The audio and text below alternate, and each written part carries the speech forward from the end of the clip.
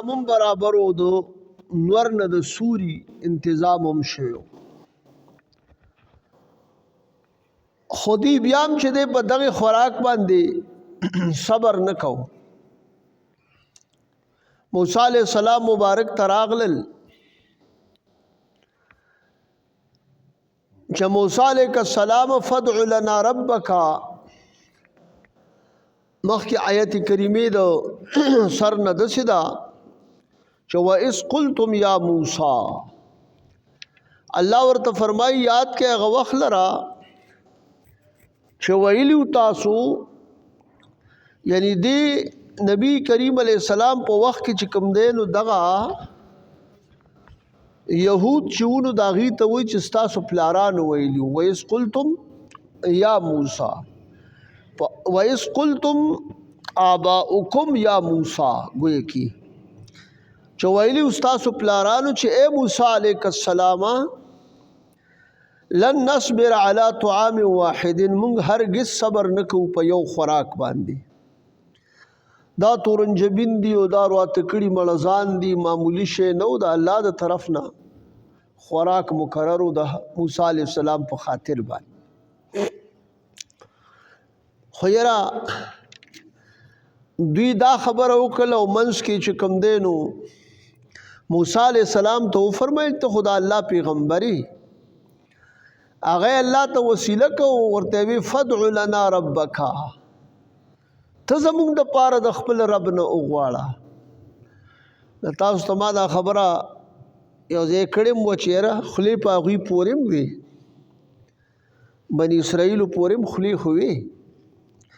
دی ویلی شو چې ربه ته مونږ له راکه خو ما تاسو ته دا خبره کړې وه چې یو ډایرکټ خلک دي د الله سره او یو انډایرکټ دي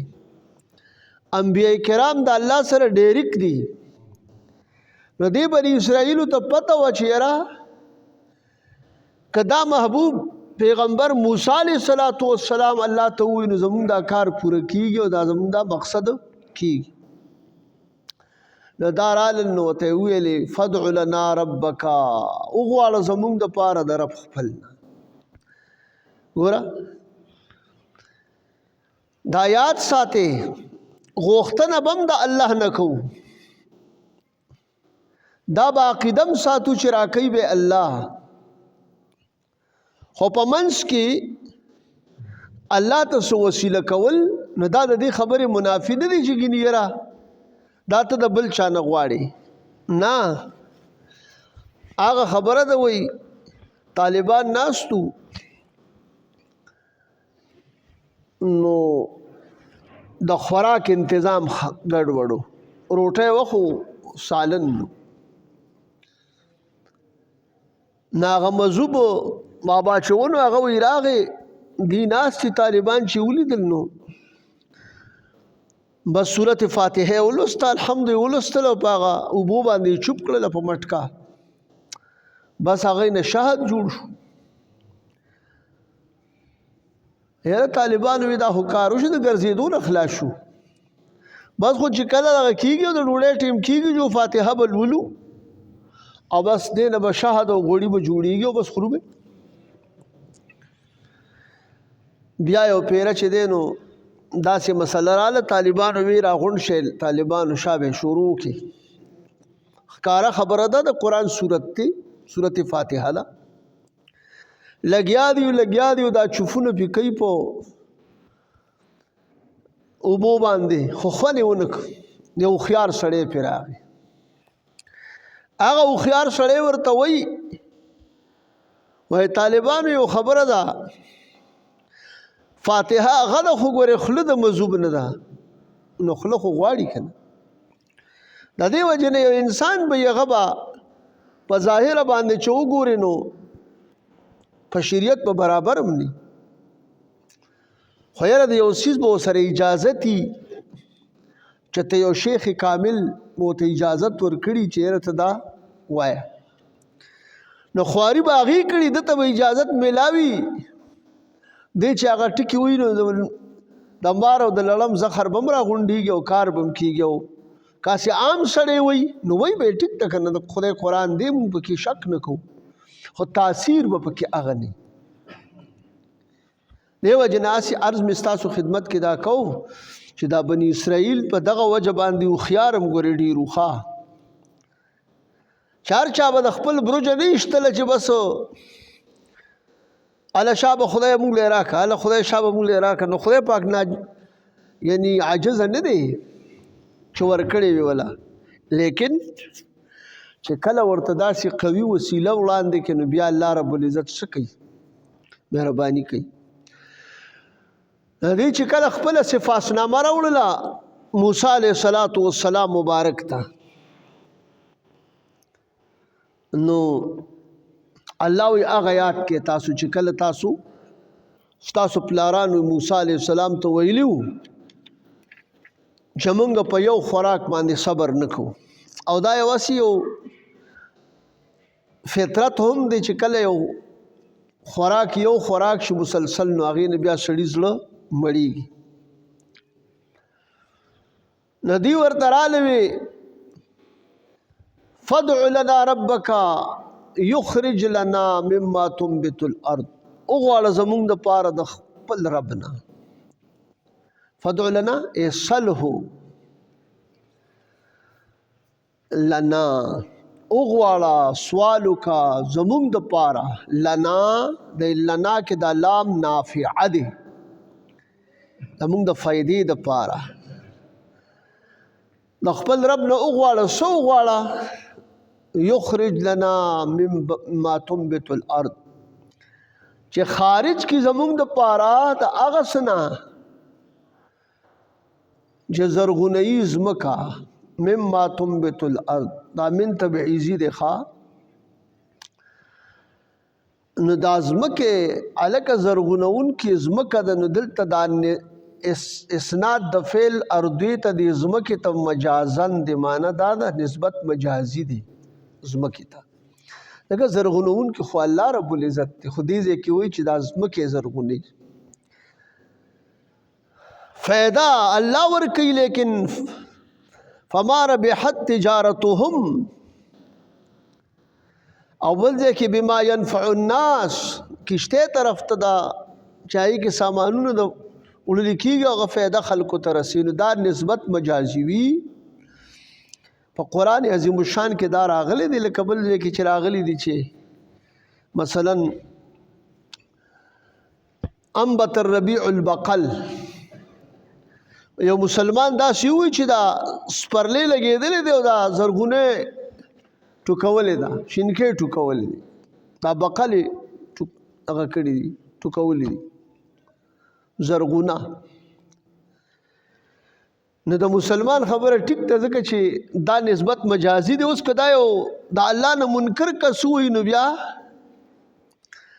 د هغه نه صحیح نه دی ځکه چې هغه خو الله مني نه بهرحال نو نسبت مجازي شته دی ښه لکه مونږ تاسو یو بل ته وایو دو چې هلکه دا فلانې شی به ته ماله راکړې زه ګورې بل څوک نه پېژنم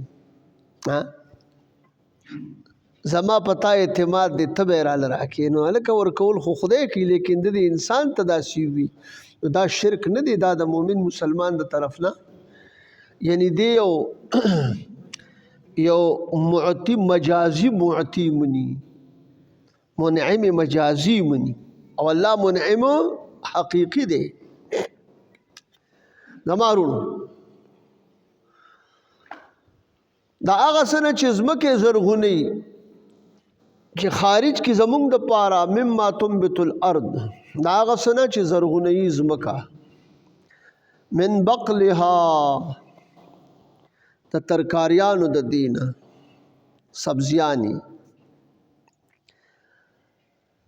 نو دا سبزیانی چې دی په دې کې دا هر سراله دا څه قسمه څومره چې دي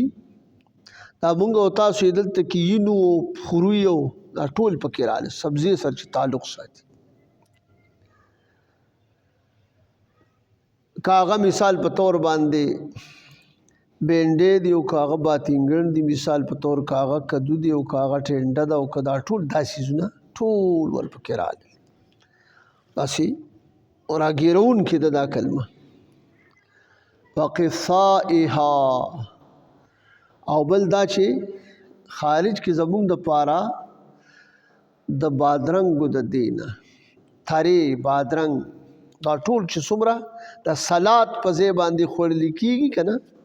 نو دې کې هغه راغلل هر څه پکې راغلل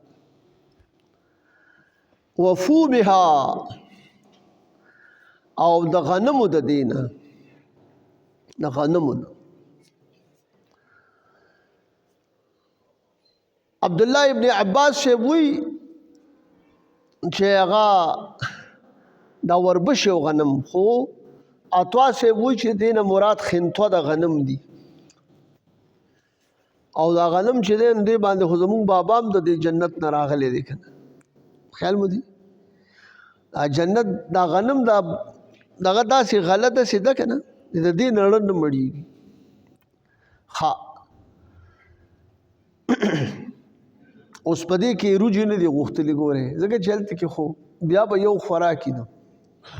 د روجې سړی دغه کې دا یو څو ورځې وخوري جویستی تړه موړ شي او دا داسې څیزونه دي چې دې نه زړه نه دغه کي وعدسها وبصلها د مسورو د دې نه مسور عدس یاره جي دالونه مسورو خو چې دا څه قسمه دالونه دي څومره دا ټول په دې کې راغلي چڼې مڼې دا هر څه پکې راغلي وبصلها او د پیازو د دې نه پیاز چې کوم یو شی دا سالن ترسکونی که اوږه ده که پیاز دی دا څیزونه پکې ټول راغلي خو رسول الله علیه السلام مبارک فرمایي چې تاسو دغه بدبودار شی چې دی چې کله تاسو جمعات ته راځئ نو زمونږ د جمعات ته مه راځئ چې کله مو دا خوړلي چې پیاز وخورئ یا اوږه مثال په طور نو دا بیا د دې دا خوند او دا دغه ځایله کوی نو بیا علي راځي دې وجې نه دا کچه خوړل چې سړی جمعات ته ځي نو کچه دې دا نه خوري چې پوخ شي نو بیا د دې هغه بدل شي تاسو به چې دا ولې نو د انسان سره ګورې په دې جمعات کې ملائک ملاقات کوي چې دې کله راشي دې د الله دا بنده جمعات ته نو دا ملایکې د په دې خوله باندې خپله خوله کېږي نو د څه شي نه چې دا انسان کرکه کوي او دله ترې کرکه راځي نو د هغې نه دا ملایک هم کرکه کوي د دې وجې نه هسې تاسو نه تپوس کوم یو سړی نسوار کوي که نه نسوار کوي او خولې ښه پاکه کړې نه ده او ښه بوی د نسوارو ته ځي نو څه مو خیال دی د دې بدبویې د وجې نه چې کوم دی نو تاسو دا چې وخورئ جومات ته منع کېږي د دې وجې نه بیا ښه خوله پاکول غواړي چې کله جومات ته سړی ځي یوازې پیاز او اوږه هغه خو دي که نه خو د دغې نه علاوه چې نور هم څه څیزونو ستاسو د خولې خوند دې حد ته رسولی دی چې د هغې نه کرکه راځي نو هغه به څه کوې هغه به زایله کوې هغه زایله کوې او اوس خو اکثر تاسو که فکر کړي نو اکثر بس په لنډو ولکه په نسوارو باندې یو دس نه ماتېږي دا ځان له دوکه ورکول دي ګورې ښه دا یاد ساتئ ځان له دوکه ورکول دي چې نشهدار څیز باندې یو دس ماتېږي او دا بېشک او بېشوبې نشه ده که نشه ده نو پرېږده که نشه نه ده د دې وجې نه یو عادت وي یو نشه وي ګوره دا چای چې ده مونځ کوو که نه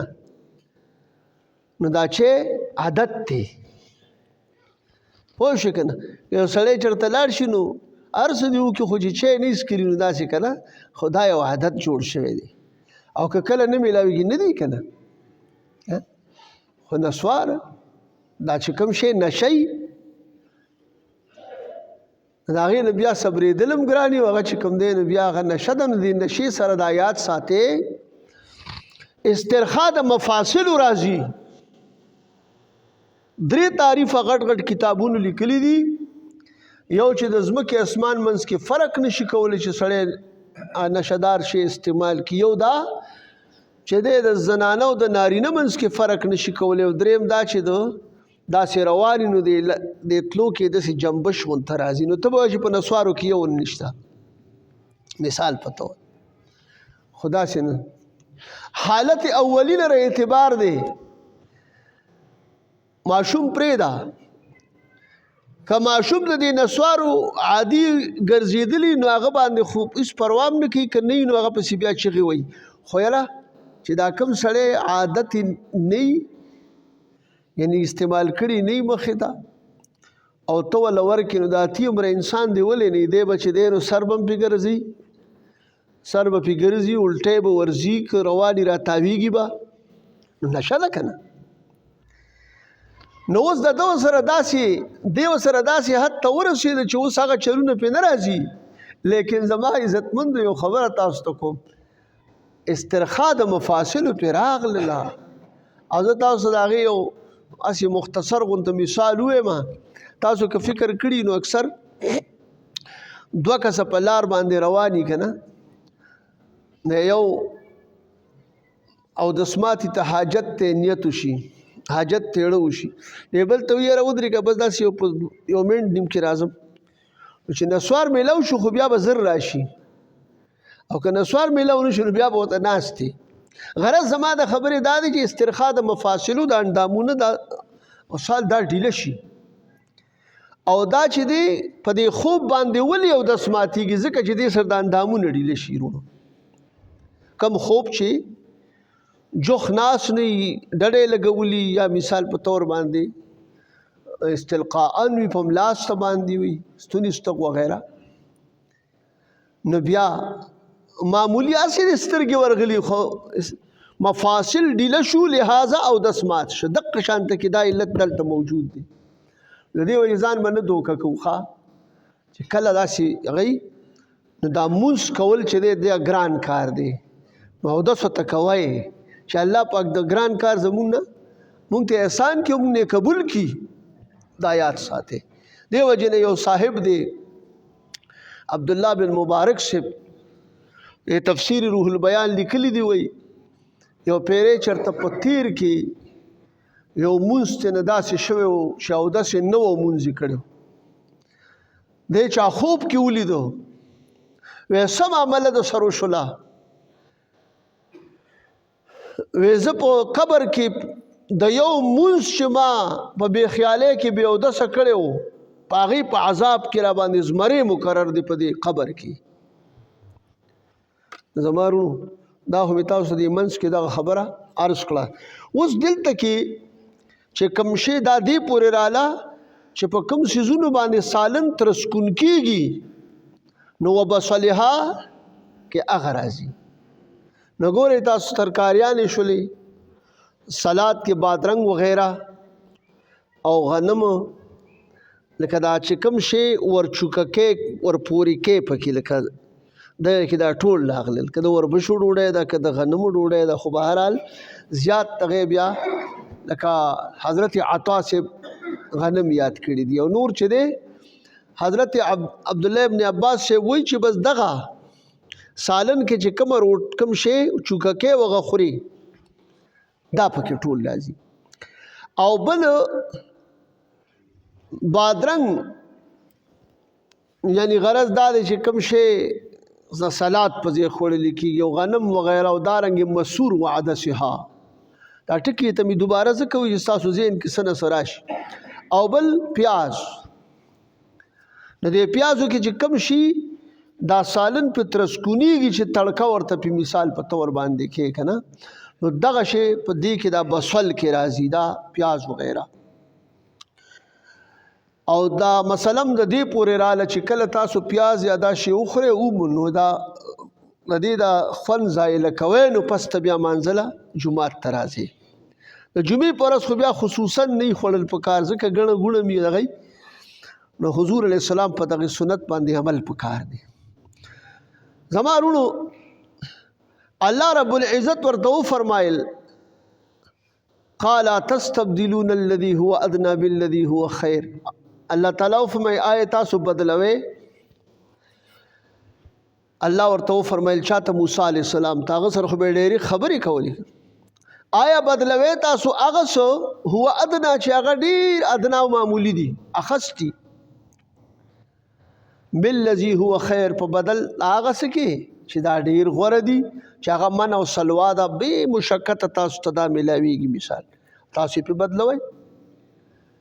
نو بهرحال دا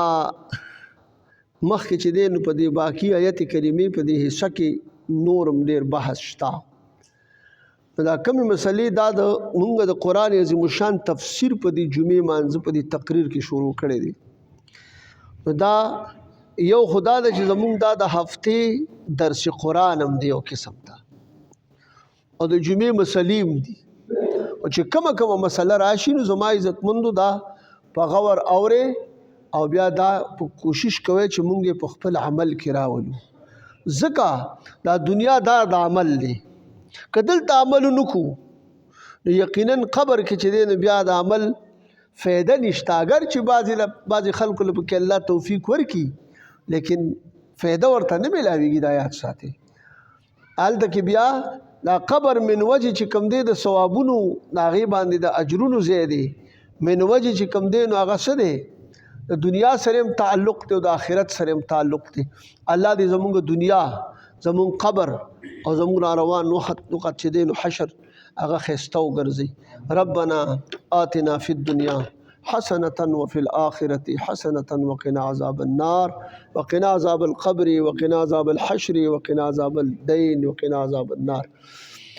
دعا اخلاص سره وکړئ چې الله پاک زموږ ټولو رضا شي، تقصیرات موږ ټولو ته معاف کړي، د ایمان دین اهل سلامتیا زموږ ټول نصیب کړي، اخر خاتمه زموږ په ایمان کې. دعا اخلاص سره وکړئ موږ کې څونه بیماران دي، مشران کشران نارینه زنانه ټولو ته خدای پاک شفا کامله ورکړي. مردگانو زموږ د دنیا نه څومره خلک تللی دی هغې ته بخښنه نصیب کړي، پریشان حال خلکو پر حال رحم وکړي. دعا اخلاص سره وکړئ څومره لوی لوی علما مشایخ د دنیا نه لاړل هغې ته الله پاک بخښنه نصیب کړي. پیر ذوالفقار صاحب هغه هم چې دی نو دنیا نه لاړ، هغه ته هم دعا وکړي. منتاجي کاکا د بدر هغه زوی سعودي عرب کې نو عمرې د کور د عمرې لږ کسان تلي وو، هغې د وړاندې چې وفات شوی دی بیګالی چې دی 6:30 بجې جنازه د هغه ته دې الله پاک بخښنه نصیب کړي. زمونږ د پیغام شاه بھائی دی دوی چې کوم دی نو خور وفات شوی وه هغې ته هم دعا وکړي. نور که خدای پاک جل جلاله او دغه د حکیم فروش استاد هغه هم د دې کشرانو اکثر چې کوم دی نو استاد پاتې شوی، الله پاک دې ورته بخښنه نصیب کړي. زموږ د ټولو نه دې الله پاک رضا شي. زموږ په دې وطن دې الله خصوصا رحم وکړي، په نور اوطان اسلامیو دې الله رحم وکړي، مسلمانانو ناصر مددگار شي. څومره ظالمان چې مسلمانانو باندې ظلم ستم خدای جل جلاله دې پې هغه کړی دی مسلط کړی، یا الله دغه ظالمانو له توفیق د توبې ورکړي او د دې کشرانو ته د اړونه نرم کړي خدایه، او زموږ په حال رحم وکړي. دغه اسرائیل، دغه یهود نصوارا، دغه بامبړان امریکا خدای ذلیل او رسوا کړي